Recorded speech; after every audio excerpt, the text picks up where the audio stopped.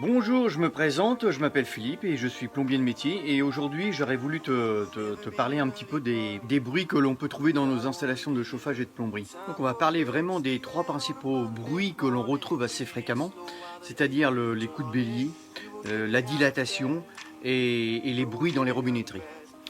Alors le coup de bélier, lui, vraiment a la particularité de vraiment faire du bruit en fait. C'est comme ça qu'on le reconnaît. Hein, ça tape, boum. Hein, vraiment, quand vous ouvrez et vous fermez votre robinetterie par exemple, là vous sentez vraiment le coup qui, plom, ça freine direct. Voilà. Donc pour remédier au coup de bélier, on a l'anti-bélier. Donc alors l'anti-bélier, lui, se présente comme ceci. Donc en fait c'est une petite pièce cylindrique qu'on va mettre en bout de son installation, c'est-à-dire au dernier appareil, tout en haut. Voilà, un petit peu plus haut que son appareil, bien souvent c'est plus haut que le dernier appareil. Et lui, on va le mettre sur l'eau froide. Voilà. Donc lui, ça va nous permet d'absorber voilà, toute cette pression qui tape quand on ferme notre robinetterie. Donc ensuite, on a les bruits de dilatation. Alors ça, c'est les grincements que l'on peut entendre.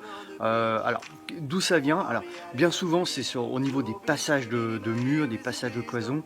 Le fourreau, en fait le cuivre n'est pas protégé, donc il n'y a pas de fourreau sur la tuyauterie et en fait ça grince le long du trou en fait, voilà, ça grince dessus. Ou alors ça peut venir aussi des colliers. Il n'y a pas de plastique isophonie tout autour du collier, en fait autour du cuivre. Voilà, ça grince sur le collier et voilà, c'est vraiment très désagréable. Donc ça, on peut retrouver ça sur des vieilles installations, parce que normalement sur les nouvelles installations, nous, qu'on fait, voilà, voilà, on privilégie vraiment les colliers isophoniques, les fourreaux autour des tuyaux avant le rebouchage, etc. Alors ensuite, vous avez les sifflements de robinetterie qui peuvent être liés à votre réducteur de pression. Donc si votre réducteur de pression est défectueux, il peut s'avérer que votre robinetterie siffle. Donc ensuite, on peut avoir les clapets de la robinetterie qui sont défectueux. Donc voilà, le fluide passe à l'intérieur et ça fait un petit sifflement. Et ensuite, un mauvais usinage. Un mauvais usinage de la robinetterie, ça arrive aussi. Donc il faut le savoir. Donc ça peut produire du bruit et voilà. Donc c'est très désagréable. Alors pour remédier à ce petit problème, le mieux, c'est de changer la robinetterie. Déjà, dans un premier temps, essayer de changer la robinetterie et voir ce que ça donne. Je pense que déjà, en changeant une robinetterie, en mettant une robinetterie neuve, je pense que déjà ça va remédier au problème.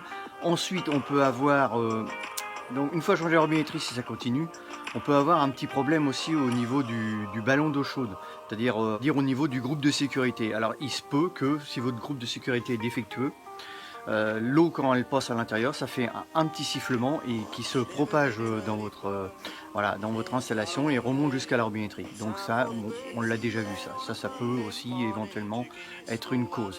Donc voilà, déjà là on a vraiment trois gros points qu'on retrouve assez fréquemment dans les bruits d'installation. Donc, voilà, donc il y en a d'autres, il faut savoir qu'il y en a d'autres, il y a des petits bruits comme ça, des petits glouglous par exemple, donc ça c'est de l'air qui se trouve à l'intérieur de l'installation. On peut avoir, voilà, et on peut avoir plein de petites choses comme ça qui peuvent nous pourrir la vie. Bon, voilà.